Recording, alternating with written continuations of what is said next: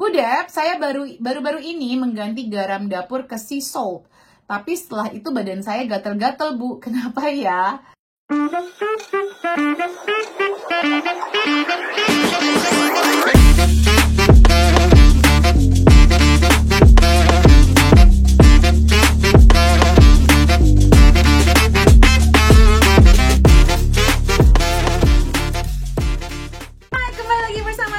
Debbie Jean-Marie, your favorite naturopathic practitioner, dalam segmen Tanya Sehat Baby.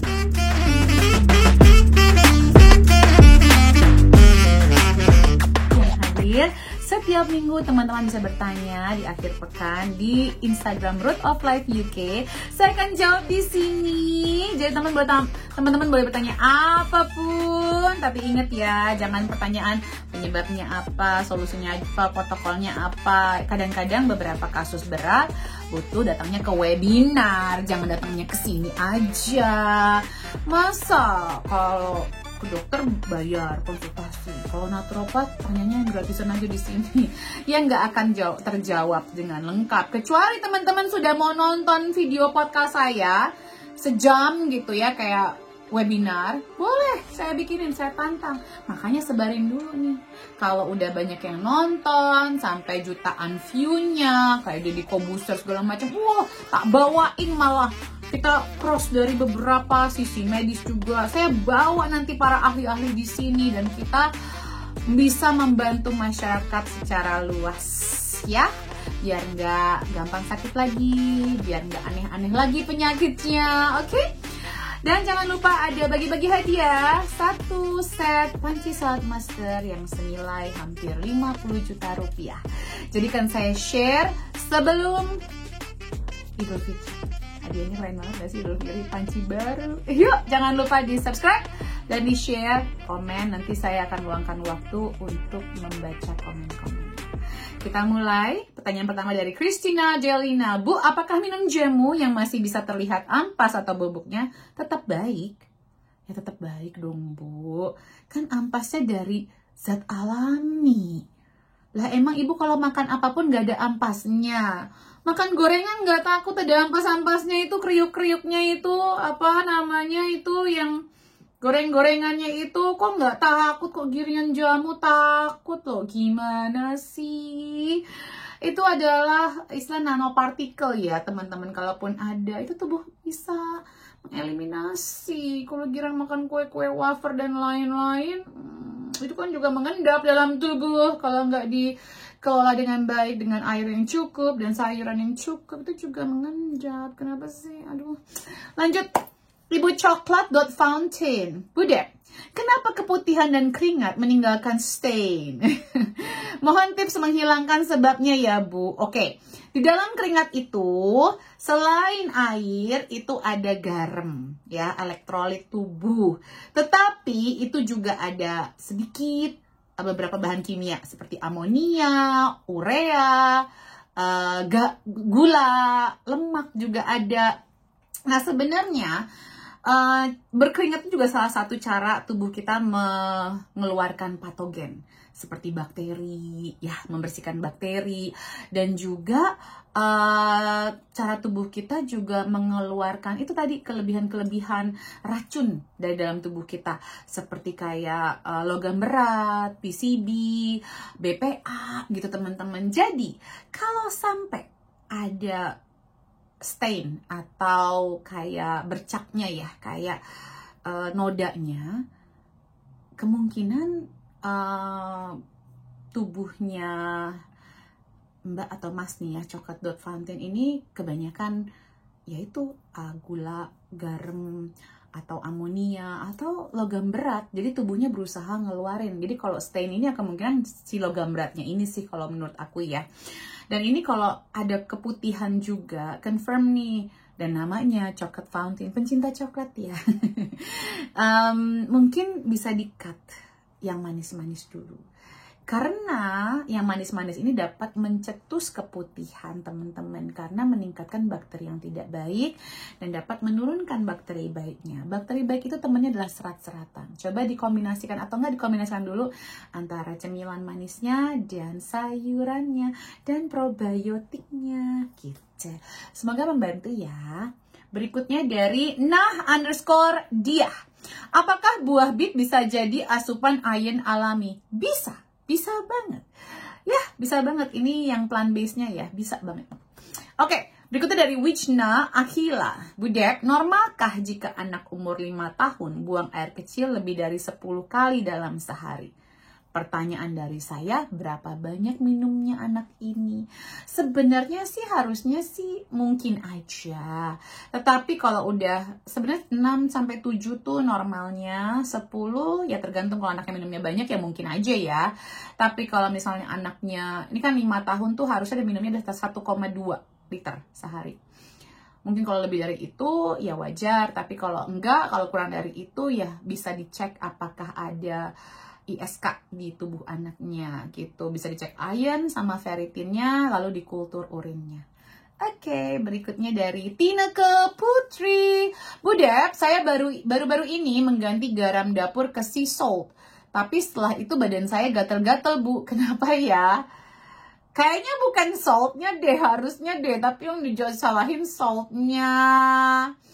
Mungkin ibu ada sensitivitas yang lain, intoleran yang lain. Kalau buat saya sih nggak masuk akal ke sea saltnya ya. Ya mungkin yang lain, Bu. Saya sih sangat percaya itu nggak ada hubungannya sama garamnya. Justru ibu mengganti dari yang tidak alami menjadi yang lebih alami gitu loh. Saya nggak bisa menjawab ini karena secara pribadi kalau ibu ketemu sayanya di webinar, saya akan tanya, ibu makanannya apa aja, yang dimakan waktu itu apa, kondisi ibu bagaimana, apakah ibu punya udah kondisi alergi atau autoimun atau enggak gitu ya. Ini takutnya jadi blunder dan menjadi hoax. Oke. Berikutnya dari Nisa Nami. Bu, apa produk tepung yang diklaim tepung gluten free benar bisa dipakai? Bisa. Sebenarnya kalau kenapa saya menganjurkan penggunaan non tepung terigu, karena angka ini sepertinya banyak sekali orang-orang yang tersinggung nih hatinya karena mungkin mencintai tepung terigu segitunya, atau bahkan mungkin pengusaha-pengusaha roti-rotian, mimian yang menggunakan tepung terigu. Tapi mohon maaf ya, saya membuat konten dari sisi sudut pandang seorang praktisi kesehatan yang saya melihat sepertinya di Indonesia ini banyak sekali orang yang kena IBD atau bahkan celiac tapi tidak terdiagnosa.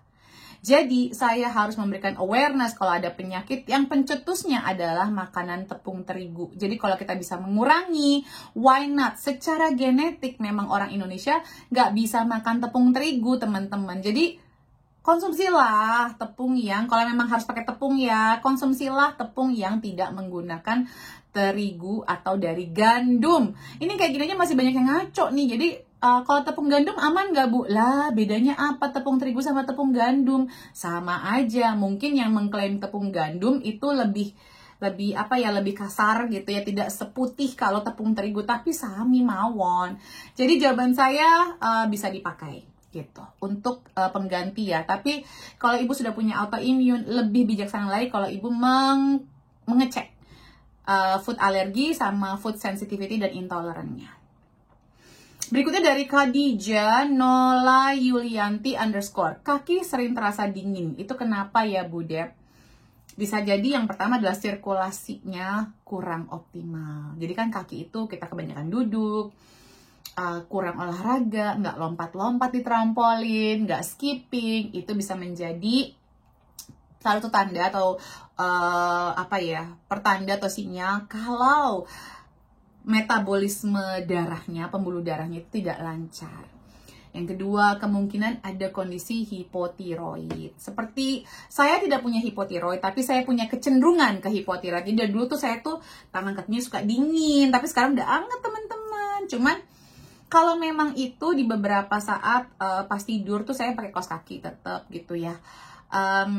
Karena memang ada orang-orang yang punya bawaan seperti itu. Karena saya memang ada genetik dari ibu saya punya hipotiroid. Jadi saya mengenali itu dan saya meregulasi tubuh saya dengan olahraga rutin. Kalau memang membutuhkan iodium, saya tambahkan iodium, tapi bukan dari garam meja ya. Terus saya kalau makan cruciferous vegetables itu biasanya saya kalau lagi masak gampang kedinginan tuh saya masak cruciferous vegetablesnya, nggak saya makan mentah-mentah. Seperti itu, semoga membantu ya. Dan pastikan, ini kayaknya Ibu Khadijah juga berjilbabnya yang panjang gitu ya. Cek vitamin D levelnya secara rutin. Oke Bu? Berikutnya dari Titin_HTG. Bu Dep, kenapa ya setelah melahirkan mau balik menstruasinya lama? Ya memang, itu kan meregulasi hormonnya Bu. Dan plus ibu masih menyusui. Kalau ibu menyusui ya harusnya begitu.